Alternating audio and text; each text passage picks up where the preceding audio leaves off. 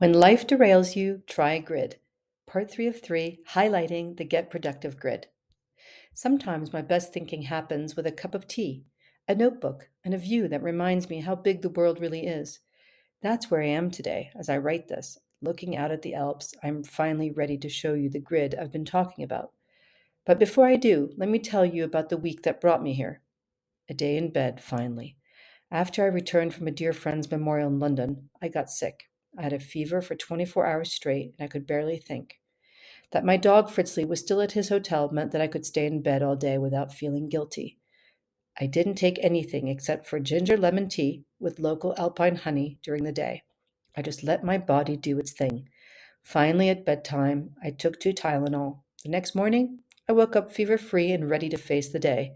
I love the body's ability to heal itself. Trapped by a bike race. The next curveball came when I was leaving the grocery store. My car was suddenly blocked by barricades for the 2025 Tour de Suisse Women Stage 1 race. I was furious. I had groceries in the car, cooking in the sun, and I was supposed to pick up Fritzley between 5 and 5:30. I couldn't stand the thought of being away from him one more day. The grocery store signs had said the exit would be closed from 4:30 to 5:45. I was leaving at 4. That should have been fine, but when I asked the race crew what was going on, they just shrugged and said, "They are early." In the end, everything worked out. My food stayed fresh. The dog hotel extended the pickup window. I even made it just in time to see the cyclist fly past the 150-meter mark. And yes, I got caught on video at the 4-minute, 22-second mark. Check out the link. A big win. And then, just when I thought the week might never turn around, I got an email. I graduated from the Harvard Medical School Executive Education Lifestyle and Wellness Coaching Program. After everything, I had a big, joyful exhale. Working on my own grid.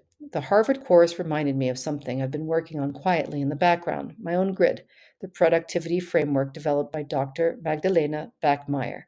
I realized I needed to include the 6 pillars of lifestyle medicine from the course in my own grid. They are exercise, nutrition, sleep, stress resilience, positive social connections, and avoidance of risky substances. These pillars aren't just wellness buzzwords, they're non negotiables for long term health, which brings me to the larger structure I've been updating in this blog. The 3 pillars of this blog. 1, finding your true self. This is about breaking free from what others expect and figuring out who you really are. Not just self-worth, but your whole identity when you're not trying to please everyone else. 2, living well. This goes way beyond mental health. It's talking about lifestyle medicine, how you eat, move, sleep, connect with people, manage stress. The whole picture of wellness when you have resources to do it right. 3, money and meaning. This is where the financial piece lives. It's about using your wealth in ways that feel right to you, balancing what your family wants with what you want to create in the world. A conversation that stuck with me. In London, I had a conversation that really got under my skin. A few women shared how they'd been cut out of wills, not because of any estrangement, but because they were women. Primogeniture, the system that favors male heirs to keep estates intact, was still being used. Here's what stuns me. If the goal is certainty of lineage, the maternal line is the only one you can be sure of. And yet, in many families, estates go to the male heir, regardless of birth order, because it's assumed he'll run things. Well, women can run things just as well as men, it turns out. If you're intrigued by this topic, I highly recommend Philippa Gregory's Wide Acre trilogy. It's historical fiction, but it sheds light on how unfair it really is.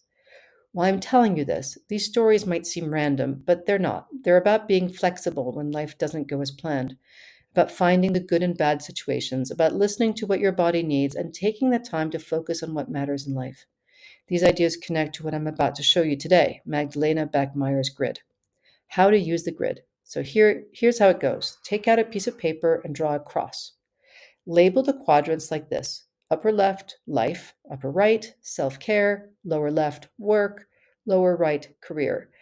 Here's the concept: the left column is about the external world, the right column is your internal world. Now start listing your bases, your active areas of commitment, into the appropriate quadrants. Examples?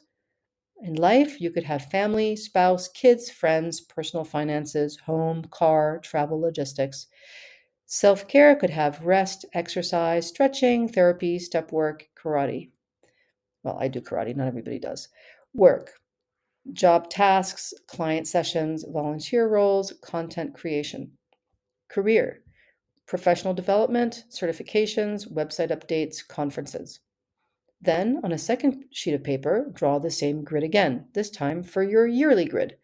Above and below each base, jot down your current goals for that area. For example, under career, the base could be website, and the goal could be update bio and media kit.